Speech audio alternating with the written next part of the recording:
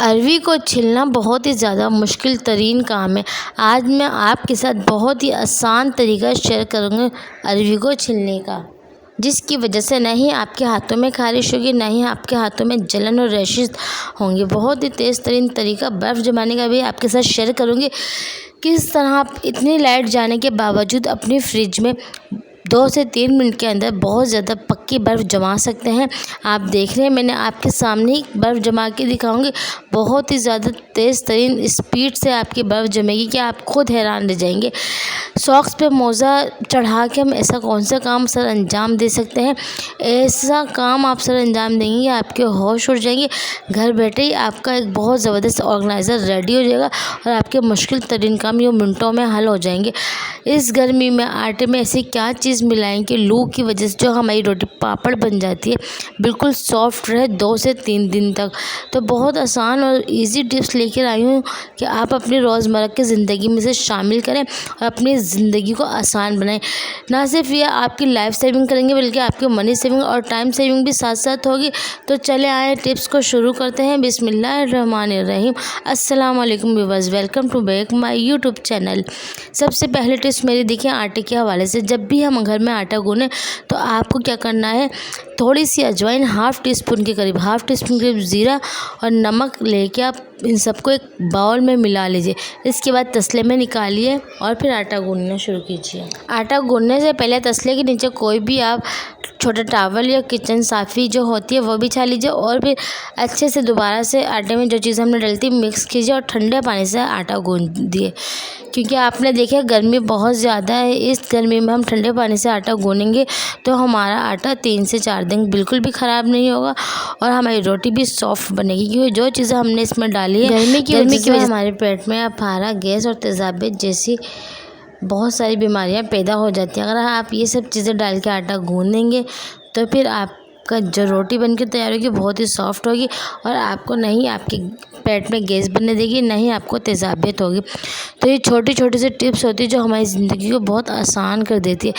तो जो भी अपने घर में आप लोग आटा गूँथें तो लाजमी ये चीज़ें शामिल कीजिए। इससे ये होगा कि आपकी जो रोटी है वो भी सॉफ्ट बनेगी और आपके जो पेट में गैस वगैरह होती है वो भी नहीं बनेगी और बड़े बूढ़े आराम से शौक़ से रोटी भी खाएंगे। इसका जायका भी डबल हो जाएगा।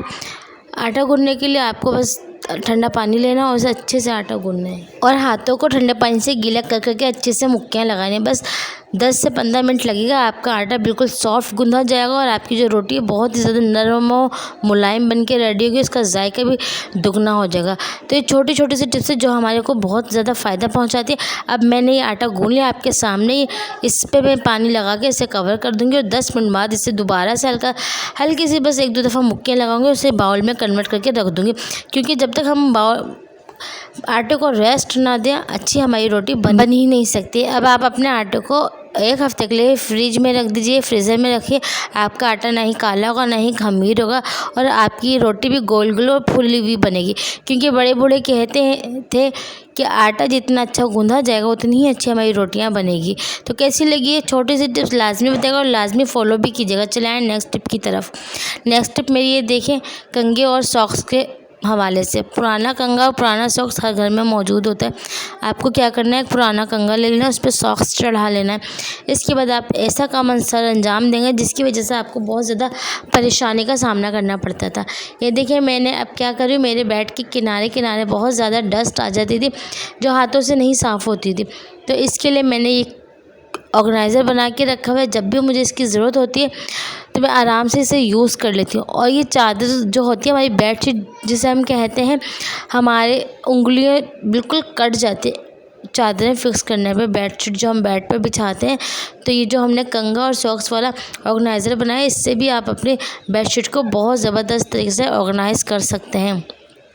आपके सामने ही मैं ये करके दिखा रही हूँ। देखिए आराम से मेरी जो ये बेडशीट ऑर्गेनाइज हो गई है, बिल्कुल भी बिखरी हुई नहीं है, बिल्कुल आसानी से अंदर सेट हो चुकी है। इसके बाद मेरे जो फर्नीचर में इस तरह की लाइनिंग है जिसकी वजह से इसमें धूल मिट्टी बहुत जल्दी आके बैठ जाती है।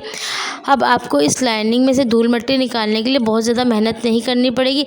बस ये सॉक्स वाला ऑर्गेनाइज़र बना के रखना है और रोज़ के रोज़ आपको इससे अपने फर्नीचर की सफाई करनी है।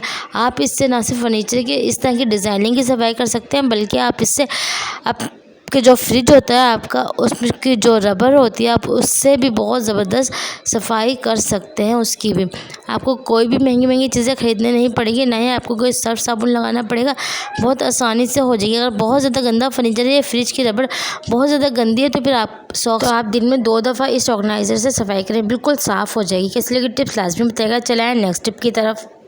नेक्स्ट टिप मेरी फिटकरी को लेके। बाद लोग इसे अलम भी कहते हैं, फिटकरी भी कहते हैं, और इंडिया में इसे फिटकरी के नाम से जाना जाता है। फिटकरी आप इस गर्मी में लाजमी अपने घर में रखें। मैंने तो ला के रख लिया, बहुत ही सस्ते दामों में 20-30 रुपए की बहुत बड़ा इसका एक ब्लॉक मिल जाता है। आप उसे थोड़ा सा साबुत रखें और थोड़ा सा आप इसे पाउडर शेप में बना सकते हैं। पाउडर शेप में बनाने के लिए आप इसे क्या करना है, किसी बट्टे से अच्छे से कूट लीजिए, उसे फिर मिक्सी में पीस लीजिए, बिल्कुल पाउडर फॉर्म में ये आ जाएगी। और पाउडर फॉर्म में आप क्या करेंगे, जब भी आप नहाने जाए, नहाने वाले टब या बाल्टी में 1 टीस्पून के करीब डाल दीजिए और फिर अच्छे से मिला के नहा लीजिए। नहाने के बाद ये जो आप ब्लॉक देख रहे हैं, इसे आप अपने अंडर आर्म में रगड़िए 1-2 मिनट और फिर पानी बहा के आप आ जाइए। फिर इस तरह आपके जितना भी आपको पसीना आता होगा, बिल्कुल भी पसीना नहीं आएगा, ना ही आपके पास से पसीने की स्मेल आएगी। चले आए नेक्स्ट टिप की तरफ। नेक्स्ट टिप मेरी खाली जो मेडिसिन के रैपर होते हैं उनके हवाले से। आपने देखा हमारे घर में कोई ना कोई मरीज़ होते ही है, जिससे रोज़ाना की बुनियाद पर टैबलेट वगैरह लेनी पड़ती है। इस तरह हमारे पास बहुत ज़्यादा मेडिसिन के खाली रैपर जमा हो जाते हैं, तो ये बहुत ही ज़बरदस्त काम आते हैं हमारे सीज़र और जो हमारे नेल कट होते हैं उन्हें शार्प करने के लिए। तो आपके घर में जितनी भी पुरानी सीज़र हैं, आप जो बाज़ार ले जाने के लिए रखी हुई है कि जब भी हम बाज़ार जाएंगे तो इन्हें बाज़ार से ही शॉप करवा के लाएंगे, जिसकी वजह से हमारा एक तो टाइम नहीं मिल पाता, ऊपर से पैसे अलग लगेंगे। तो आप घर बैठे अपने पैसे बचा सकते हैं, क्योंकि मैं आपके साथ बहुत ज़्यादा मनी सेविंग टिप्स शेयर करती हूँ। बस आपको क्या करना है, मेडिसिन के रैपर ले लेने हैं और 1-2 रैपर को सुकून से बैठ के आपके पास 1-2-3 जितनी भी सीज़र हैं उन्हें कट कीजिए। एक सीज़र से एक पूरा रैपर मेडिसिन का कट करेंगे तो आपकी जो सीज़र है बहुत ज़्यादा शार्प हो जाएगी। और नेल कटर को भी आप इसी तरह कट कीजिए, 1-2 दफ़ा कट कीजिए, फिर इसके बाद आहिस्ता आहिस्ता उसकी कटिंग शार्प होती जाएगी, तो आराम से आप पूरा एक रैपर जो था मेडिसिन का आराम से कट कर लेंगे। इस तरह आपका नेल कटर भी शार्प हो जाएगा, जो आप फेंकने जा रही थी, और आपकी जो सीज़र है वो भी शार्प हो जाएगी। क्योंकि किचन में भी हम सीज़र यूज़ करते हैं, कपड़े कटिंग करने के लिए अलग करते हैं, क्योंकि सीज़र का काम हमारे घर में होते ही रहता है। दिन में अक्सर औकात हमें सीज़र की ज़रूरत पड़ती है। तो इस तरह आप आसानी से अपने सीज़र को, अपने नेल कटर को शार्प कर सकते हैं घर बैठे, बिना किसी पैसे खर्च किए और बिना किसी बाज़ार गए। तो ये छोटी छोटी सी टिप्स होती है जो हमारी ज़िंदगी को बहुत ज़्यादा आसान बना देती है और हमारे पैसे और वक्त दोनों को बचाती है। ये देखिए, मैं आपके सामने ही मैंने मेडिसिन के खाली रैपर लिए हुए थे, इनसे कट कर ही अच्छा खासा शार्प हो चुका है।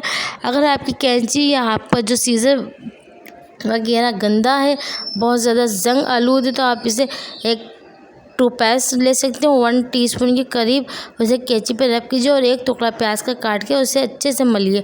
10 मिनट बाद किसी भी साफ़ कपड़े से साफ़ कर लीजिए, आपकी कैंची भी साफ़ हो जाएगी और आपका जो कैंची में शार्पनेस ख़त्म हो गई थी कटिंग करने से रैपर की, आपकी सीज़र भी बिल्कुल शार्प हो जाएगी। तो ये छोटी सी टिप्स थी, कैसी लगी लाजमी मुझे बताइएगा और इसे फॉलो भी कीजिएगा। और किस किस को ये टिप्स के बारे में पता था, लाजमी मुझे कमेंट्स करके बताइएगा। चले आए नेक्स्ट टिप की तरफ। नेक्स्ट टिप मेरी बहुत ज़्यादा अमेजिंग है। जब भी हम गर्मियों में करेला बनाते हैं, क्योंकि गर्मियों की सब्ज़ी हम लाजमी इसे बनाते हैं, तो इसके बीज रिमूव करना, इसे पील ऑफ करना बहुत ज़्यादा मुश्किल तरीन काम है। तो जब भी आप इसे पील ऑफ करें तो सबसे पहले आप इसे धो के किसी छलनी में रख दीजिए। इसके बाद इसे नाइफ़ की मदद से हल्का हल्का रब करेंगे। बिल्कुल आपको खुरचना नहीं कि इसका जो अंदर की स्किन तक नज़र आने लगे, हल्की हल्की से आपको छुरी से इसे रब करना है। और फिर अंदर की जो बीज है आप उसे किसी भी स्पून के से पीछे की तरफ से जो स्टिक होती है स्पून की, उससे रब कर निकाल सकते हैं। इस तरह आपके जो करेले की सारी जो बीजें हैं निकल जाएंगी और आप 2 से 5 किलो तक करेले को अच्छे से जो इनके छिलके होते हैं रिमूव करके इनकी बीजों को निकाल सकते हैं। बहुत ही आसान तरीका, बहुत आसान तरीके से ये निकल भी जाते हैं, क्योंकि प्याज करेले, चने की दाल करेले और कीमे भरे करेले के लिए हमें इनकी बीज को रिमूव करना बहुत ही ज़रूरी होता है, क्योंकि इनके बगैर बीजों के साथ हम बनाएंगे तो बहुत ज़्यादा कड़वाहट आ जाएगी। कड़वाहट ख़त्म करने के लिए आपको एक ठंडा पानी लेना है एक पतीली में, उसमें फिर आपको 1 चम्मच पिसा हुआ जो गुड़ होता है वो ले लेना है, 1 चम्मच नमक और 1 चम्मच हल्दी लेके इनमें कटिंग करके करेले को भिगो देना है और आधे घंटे के लिए छोड़ देना और बिल्कुल अच्छे से मल के करेले को धो लेना है। इसकी जितने भी कड़वाहट होगी निकल जाएगी। 10 से 15 मिनट तक किसी बास्केट में रख के पानी सारा रिमूव हो जाए तो आप इससे बना सकते हैं, चाहे करेले प्याज चाहे करेले चने की दाल। करेले कीमे भरे बनाने के लिए इसे हमें बीच में से कट नहीं करना पड़ता है, इसे हमें बस एक चीरा लगाना पड़ता है और फिर सारी बीज आसानी से निकल जाते हैं। फिर हम करेले में कीमे भर के इसे धागे से लपेट के अपनी मर्ज़ी से फ्राई कर सकते हैं, बना सकते हैं जैसा आपका दिल चाहे। अगर आपको कीमा भरे करेले की रेसिपी जाननी है तो आप लाजिम मुझे कमेंट्स करके बताइएगा। इस तरह बनाना सिखाऊंगी, आपके करेले बिल्कुल भी कड़वे नहीं होंगे। बच्चों के साथ साथ बड़ों के साथ साथ बूढ़े भी बहुत शौक से खाएंगे और जो कभी नहीं खाते थे करेले कड़वे होने की वजह से वो भी आराम से खा सकेंगे। बहुत ही आसान तरीका छिलकों को रिमूव करने का, बीज रिमूव करने का और बनाने का आपके साथ शेयर करूँगी पूरी एक वीडियो। अगर आपको अच्छी लगी ये टिप्स तो लाजमी मुझे बताइएगा कमेंट्स करके। चले आए नेक्स्ट टिप की तरफ। नेक्स्ट टिप मेरे देखिए अरवी को लेके। गर्मियाँ आ गई हैं, अरवियाँ भी आ गई हैं, लेकिन अभी बहुत ज़्यादा महंगी है, 500 रुपये किलो के हिसाब से मिल रही हैं।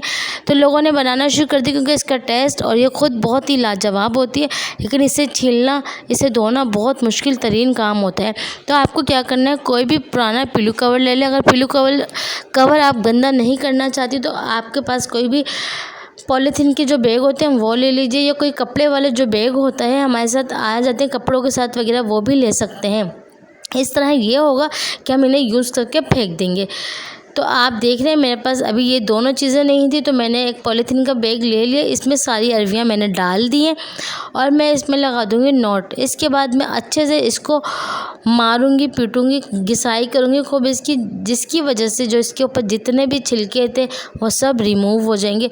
बहुत ही ज़्यादा आजमूदा टिप्स है। इसकी वजह से ये होगा कि आपके हाथों में खारिश नहीं होगी, ना ही आपके हाथों में जलन होगी।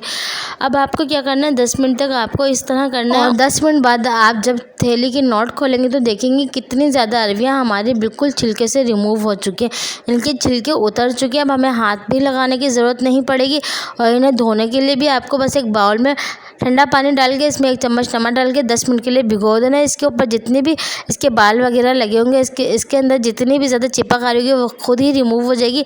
इसके बाद आप हाथों से बस हल्का सा मलिए और इसे सालन में डाल दीजिए।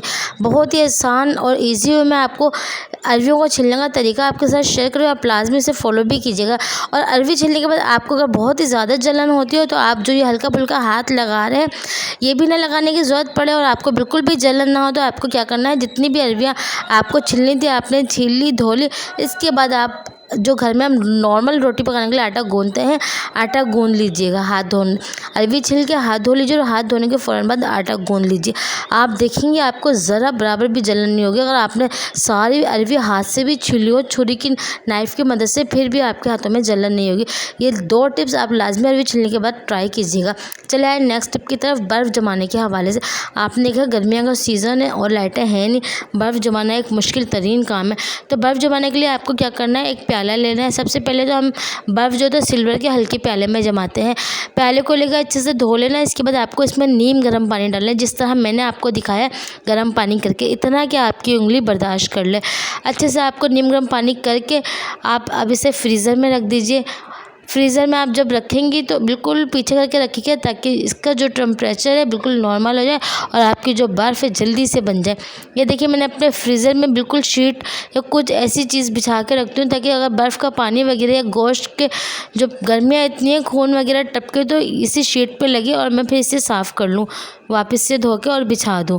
तो देखिए मैंने अपना जो बाउल था इसमें रख दिया और बाउल हल्का हल्का सा गर्म हो गया था क्योंकि पानी अच्छा खासा नीम गर्म था। अब मैं इसे 10 मिनट के लिए छोड़ दूँगी। फिर 10 मिनट के बाद मैं आपको दिखाती हूँ हमारा जो बाउल था बिल्कुल बर्फ़ बन चुकी है। बाउल के अंदर बिल्कुल भी मेहनत नहीं करनी पड़ी, बिल्कुल भी बुखारी नहीं उठानी पड़ी।